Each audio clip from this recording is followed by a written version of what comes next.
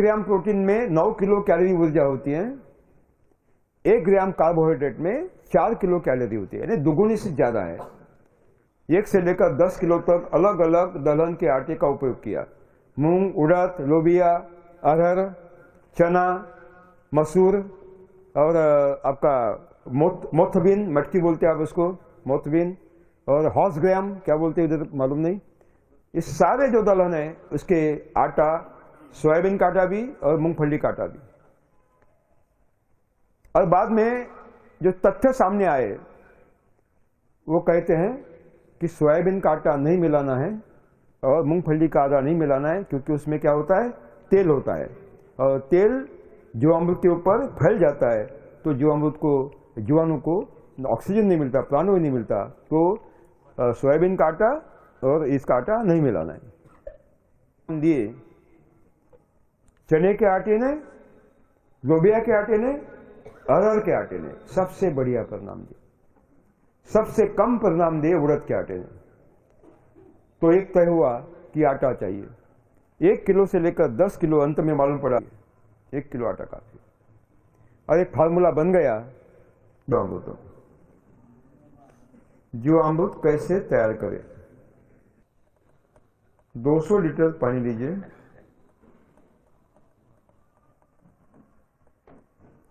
पानी 2 तरह के होते हैं। कितने प्रकार के होते हैं? 2 तरह के, 2। एक लिखिए, सचेतन पानी, अचेतन पानी। हाँ, सचेतन पानी और अचेतन पानी। सचेतन माने जिंदा, अचेतन माने मरा हुआ। जो बहता है वो क्या है? सचेतन है। कुएं का पानी सचेतन है, तालाब का पानी सचेतन है, झरने बहते रहते हैं, नदी का। सीमेंट कंक्रीट का स्मूथ नहीं, थोड़ा उबड़ धाबड़ प्लास्टर बनाना है। क्या करना है? सीमेंट कंक्रीट क्या बनना है? प्लास्टर। प्लास्टर को क्या कहते हैं? हाँ, फर्श। हाँ, अच्छा, फर्श कहते हैं, ठीक है ना। उसकी ढलान पीछे निकालना है। ढलान कहाँ निकालना है? पीछे, स्लोप पीछे निकालना है। और पीछे एक सीमेंट की नाली निकाल देना है। अंत में पिछवाड़े में एक सीमेंट की नाली निकालना है, और जिस कोने में पूरी ढलान एकत्रित होती है वहां एक सीमेंट का हौद लगा देना है।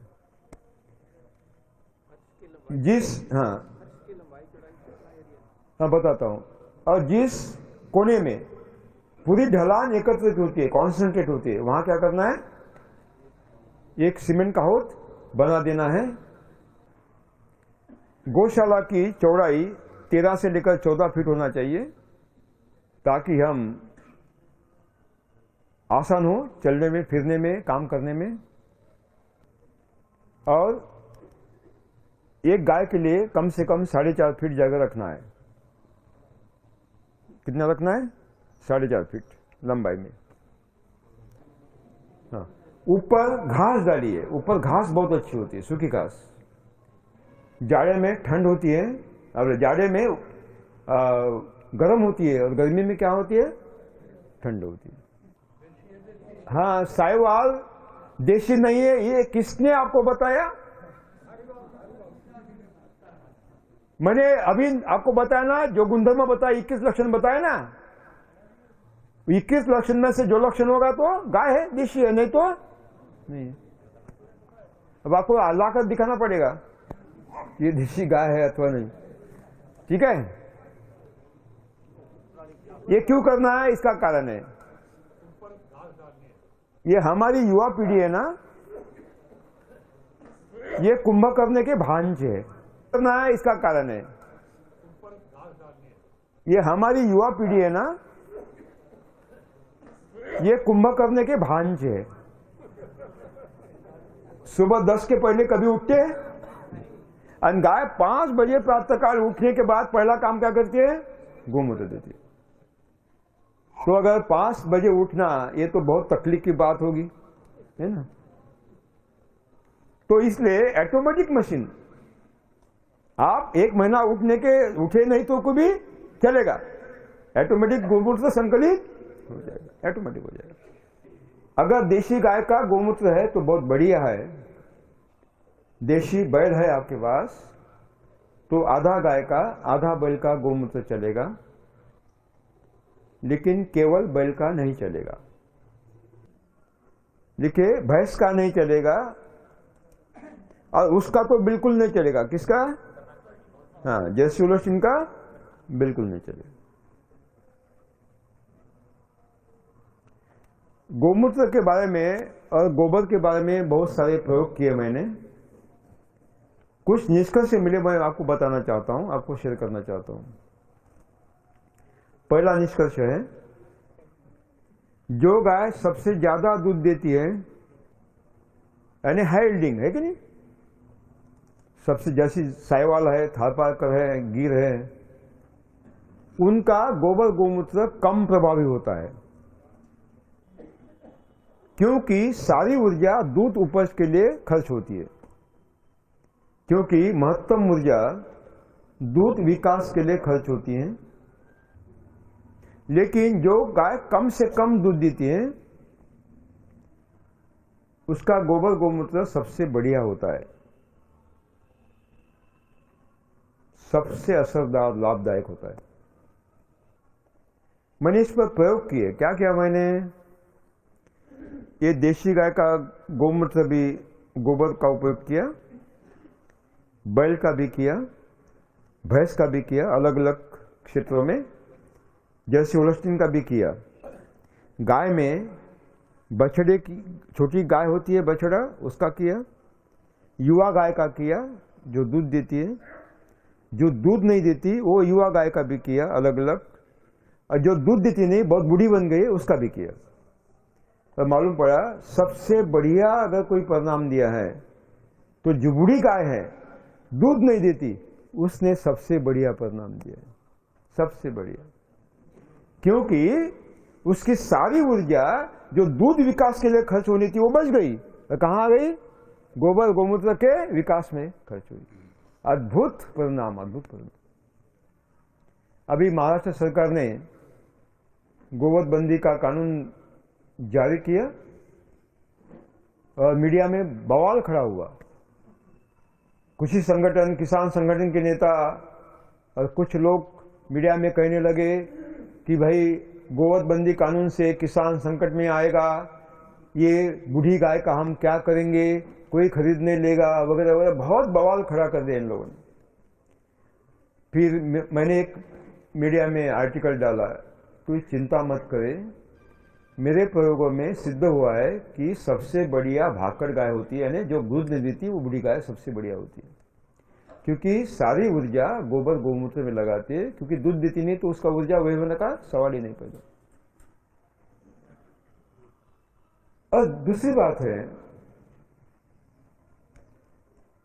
कभी भार नहीं होती बूढ़ी गाय, जैसे हमारी बूढ़ी माँ भार नहीं होती, पिता भार। 10 किलो देशी गाय का गोबर, अगर बैल है तो आधा गाय का आधा बैल का चलेगा, लेकिन बैल का, केवल बैल का नहीं चलेगा। गोबर जितना ताजा उतना अच्छा होता है, लेकिन 7 दिन का गोबर भी चलेगा। केवल सूखना नहीं चाहिए, उसमें क्या रखनी चाहिए? नमी रहना चाहिए। ठीक है। उसमें 1 किलो गुड़ डालिए। गुड़ को क्या कहते हैं आप? क्या कहते हैं हिंदी में? गुड़ कहते हैं। ठीक है। 1 किलो गुड़ डालिए।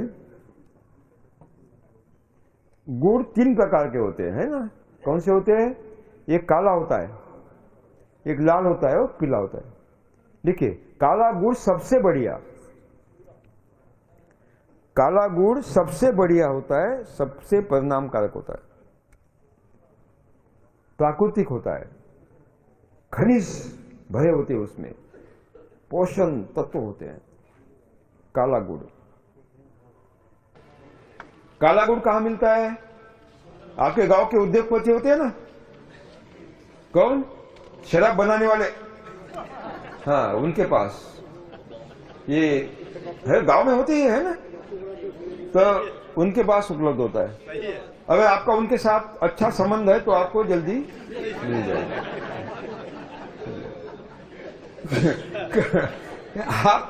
आप मान्य नहीं करेंगे, लेकिन यहाँ बैठे होंगे, मुझे मालूम है। 1 किलो गुड़ डालना है ना, 1 किलो गुड़। 1 किलो बेसन डालिए। बताता हूं, बेसन, चना, लोबिया, अरहर सबसे बढ़िया काम देते हैं। लेकिन किसी भी हालत में सोयाबीन और मूंगफली का बेसन नहीं डालना है। हाँ, मटर गैस पैदा करती है। मटर भी नहीं चाहिए, मटर गैस पैदा करती है। मुझे मालूम था ये मटर खाने वाले ज़्यादा हैं, सवाल जरूर आएगा। हाँ, मटर, केवल मटर ही खाते हैं, सुना है। अब तो मटर ही खाना पड़ेगा, तुअर की दाल तो बहुत महंगी है।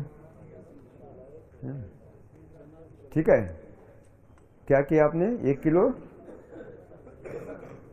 बेसन डाल दिया, लिया। चने का बेसन जल्दी घुलता नहीं, चने का बेसन पानी में जल्दी घुलता नहीं, इसलिए उसको पहले पानी में घुलाइए, बाद में डालिए। और एक खेत के मेड़ की 1 मुट्ठी मिट्टी, 1 मुट्ठी, क्या बोलते हैं आप उसको? हाँ, सजो मिट्टी, नहीं तो हमारी जंगल की, नहीं तो जड़ों को चिपकी हुई 1 मिट्टी, 1 मुट्ठी। जो फसल हम लेना चाहते हैं उसके जड़ों को चिपकी हुई 1 मुट्ठी मिट्टी। कहां से लेना है? एक तो मेड़ से लेना है ना, मेड़ बनने बॉर्डर है ना, पड़ोसी पाकिस्तान और आपका हिंदुस्तान, इसके बीच में जो बॉर्डर होते हैं ना, वो मेड़ है। नहीं तो जंगल की, नहीं तो जो फसल लेना चाहते हैं उसके जड़ों को चिपकी हुई 1 मुट्ठी मिट्टी को लेना। सगी माँ एक ही होती है, 2 नहीं होती। सही बात है ना कि 2 होती है? कितनी होती है? 3 होती है, 1 होती है। दूसरी माँ सौतेली होती है। दूसरी माँ कौन सी होती है? सौतेली होती है। सगी माँ को लात मारिए, बड़े प्यार से खिलाती है। सौतेली माँ को लात मारिए, गला घोटती है। कौन सी माँ चाहिए? सगी माँ चाहिए। सगी माँ जड़ों के पास होती है, सौतेली माँ लेबोरेटरी में होती है। सगी माँ कहाँ होती है? जड़ों के पास होती है। सौतेली माँ कहाँ होती है? लेबोरेटरी में। यानी लेबोरेटरी से जो गोबर, अपने जीवाणु खाद आपके तरफ आता है, वो क्या है? सौतेली माँ है। नहीं चाहिए, नहीं चाहिए, ये बाहर का जीवाणु खाद भी नहीं चाहिए। क्या क्या लिया? 200 लीटर पानी लिया, 5 से 10 लीटर गोमूत्र लिया, उसमें 10 किलो गोबर डाला, 1 किलो गुड़ डाला, 1 किलो बेसन डाला, मुट्ठी भर मिट्टी डाल। अब उसको सव्य गति से घोलिए। घड़ी के कांटे घूमते हैं, क्लॉकवाइज, बाएं से दाएं घोलिए, बाएं से दाएं। मंदिर में घूमते हैं इसी तरह, घड़ी के कांटे घूमते हैं, ये विश्व गति है, ब्रह्मांड गति है। घोलिए, बोरी से ढके और छाया में रात भर रखे। तो रात होती तो छाया तो होगी, है ना? क्या लिखा आपने? पकड़े गए ना? अरे मैं छाया पे कहना, अंधेरा कहाँ है? यानी आप बिल्कुल दिमाग बंद कर दिया लिख रहे। ठीक है। हाँ, दूसरे दिन उस पर लिखे, उसके ऊपर बारिश का पानी नहीं गिरना चाहिए और रोशनी भी नहीं गिरनी चाहिए, सूरज की रोशनी नहीं गिरनी चाहिए। हो जहां हवा बहती है वहां, पेड़ के नीचे भी चलेगा। ऐसा हो कि डायरेक्ट सनलाइट ना पड़े। हाँ, डायरेक्ट सनलाइट नहीं पड़े, डायरेक्ट नहीं पड़नी चाहिए, सीधा सनलाइट नहीं पड़ना चाहिए, सीधा प्रकाश किरण नहीं पड़ना चाहिए। ये डायरेक्ट सनलाइट कहाँ से आ गया? हाँ? आपने ही सिखाया। मैंने सिखाया? मैं तो कभी उसका विरोध कर रहा हूँ। पढ़ाते टाइम सर आपको हिंदी भाषा का प्रोफेसर बनाना पड़ेगा। खत्म कर दी सर भाषा तो। खत्म कर दी, दोबारा इस पर सोचना ही पड़ेगा। और एक तो और संकट आ गया है नया, छोटे छोटे बच्चे अब क्या पढ़ते हैं? इंग्लिश। ठीक है, चलने दे। हाँ, 48 घंटे रखे। अगर शीत लहर है, 12 अंश के नीचे तापमान है दिन का, तो 4 दिन रखे। कितने दिन रखे? 4 दिन रखे। दिन में 2 बार सुबह शाम 1 मिनट के लिए घूरिए। सुबह शाम 1 मिनट के लिए घूमना है। 48 घंटे के बाद उसका उपयोग करें। 48 या 96 घंटे के बाद उसका उपयोग करें। जीवामृत तैयार होने के बाद 14 दिन तक उसका उपयोग कर सकते हैं। 7 से 10 दिन एक उत्तम काल होता है। नहीं, बंद नहीं करता है, बोरी से ढकना है, अपना ये है ना, बोरी से ढकना है। गीला भी करना है कि बोरी में नहीं? हाँ? बोरी को गीला करके रखना है, सूखा सूखा। नहीं, सूखा बोरी। हाँ, ये बोरी क्यों रखना है मैं बताता हूं आपको। क्योंकि क्या होता है, किण्वन क्रिया के दरमियान हल्की मात्रा में, थोड़ी मात्रा में carbon monoxide, carbon dioxide, ammonia, methane निर्माण होते हैं। ये जहरीले वायु है, वो क्या है? निकल जाना चाहिए। इसलिए सचेत बोरी कैसी होती है? सचेत होती है। हाँ, देखिए, जीवामृत तैयार करने के लिए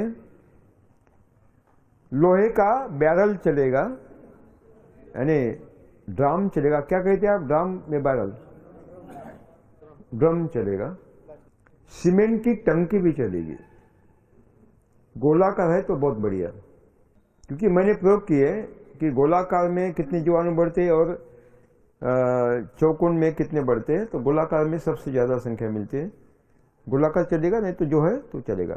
प्लास्टिक का बैरल भी चलेगा, लिखिए, प्लास्टिक का ड्रम भी चलेगा, लेकिन रात को सज्जन लोग उसको चुरा कर ले जाने की संभावना होती है। इससे बढ़िया है कि सीमेंट का ले। तांबे का नहीं चलेगा, ताम्र पात्रम निषेध। अगर स्विस बैंक में आपका अकाउंट है तो सोने का भी चलेगा, चलेगा, जरूर चलेगा। ठीक है। अगर आपके पास पैसा नहीं है ड्राम खरीदने का, 0 बजे कुछ भी खरीदना नहीं, तो क्या करना है मैं बताऊंगा आपको। कि हमारा कुआं है या बोर है ना, या ट्यूबवेल कहते, क्या कहते आप? उसके पास एक खड्डा खोदिए, 1000 लीटर जीवामृत जिसमें हम तैयार कर सकते हैं, इतना खड्डा खोदिए, वी शेप। अब खड्डा कैसे खोदना है आपको मालूम है, क्योंकि दूसरे के लिए आप खड्डे खोदते ही रहते हो। चुनाव के समय ये बहुत अच्छा काम होता है पूरे देश में। चारों ओर मिट्टी डाल दे, एक पत्थर ले, पत्थर से अंदर की दीवारें क्या करे? पीट दे, कठिन हो जाएगा। देसी गाय का गोबर पानी ले, घोल बनाए और अंदर से क्या करे? लिप दे, बस जीवामृत तैयार कर ले। पति पत्नी 2 घंटे में खड्डा खोद सकती है। कितने? बहानेबाजी की आवश्यकता नहीं, मजदूर मिलते नहीं, 1 रुपए का चावल, 2 रुपए के गेहूं, सत्यानाश हो गया, हम क्या करेंगे? बहाना बनाने की आवश्यकता। 2 घंटे में खड्डा तैयार हो जाएगा। लेकिन क्या होता है, अगर ब्लैक कॉटन सॉइल है, काली मिट्टी है, चिकनी मिट्टी है ना, तो इसको क्या होता है? छेद होते हैं, दरारें पड़ती है ना, और दरारों में से जीवामृत बाहर निकल जाता है। इस स्थिति में अगर आपकी ब्लैक कॉटन सॉइल है, बहुत काली चिकनी मिट्टी है, खोल गहरी मिट्टी है काली, तो खड्डा खोदिए, मिट्टी डाल दीजिए, और पीट दीजिए उसकी दीवारें, गोबर के इससे लिप दीजिए और फिर शहर जाइए। एक प्लास्टिक का जाड़ा एक कागज मिलता है ना, क्या बोलते हैं उसको आप, प्लास्टिक शीट मिलती है ना, वो लेके आइए, वो खरीदिए। दुकानदार को पैसे मत दे, कहे 0 बजट है और लेके आइए। फिर अंदर से उसको दीवार से सट कर लगा दे, अंदर से ये ऐसा आएगा ना। अंदर से क्या करना है उसको, और उसके पल्ले उसको क्या करना है, पत्थर रख देना है और जीवामृत बना देना है। आपके पास वो 2 लीटर का इंडोसल्फान का खाली डिब्बा होगा, है क्या? बेच दिया? मुझे भरोसा नहीं है, सब बेच दिया।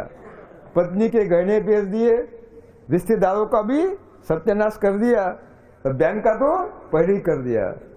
ठीक है, अगर है तो वो डिब्बा ले, डिब्बे का ऊपर का ढक्कन निकाल दे, उसमें देशी गाय का गोबर 7 दिन तक भर कर रखिए। देशी गाय के गोबर में जहर निष्क्रिय बनाने की अद्भुत ताकत होती है। 7 दिन के बाद वो गोबर निकाल दीजिए, ठंडे पानी से धो लीजिए और बाद में उसको क्या करें, एक इसको छेद करें और एक लकड़ी वो रस्सी से या तार से उसको बांध दे। क्या हो गया, हम पीने का पानी लेने का वो क्या होता है, क्या बोलते हैं आप उसको, हाँ वो हो गया है ना, जो अमृत लेने का हो गया। पैसे खर्च करना नहीं, गांव का पैसा गांव में, गांव का पैसा शहर नहीं जाएगा, शहर का पैसा गांव में। जो अमृत देने की विधि, कुएं का सिंचन किसका है, कुएं का, कुएं से पानी उठाकर देते हैं। क्योंकि बताता हूं आपको, ये डिलीवरी पाइप है,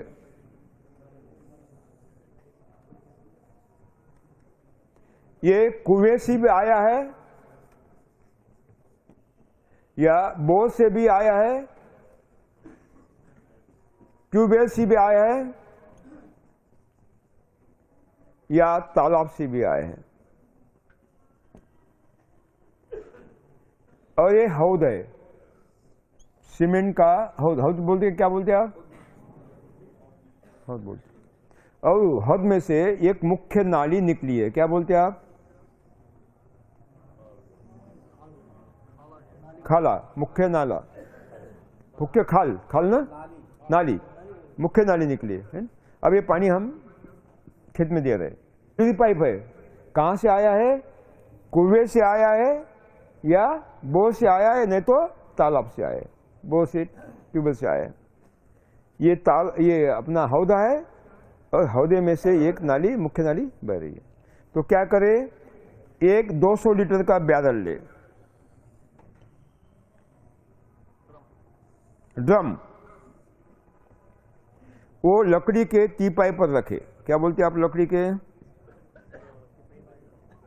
टीपाई पर रखे, उसको बॉटम में 9 इंच के ऊपर बोर छेद करे। कितने इंच के ऊपर, 9 इंच के अथवा 1 फीट के ऊपर। और फिर उसमें एक प्लास्टिक की नली लगा दे, क्या लगा दे, और उसको क्या करना है, क्या लगाना है उसको, हाँ टोटी लगाना है, क्या कॉक लगाना है, टोटी लगाना है ना। बाद में जीवामृत कपड़े से छान दे और उसमें डाल दे।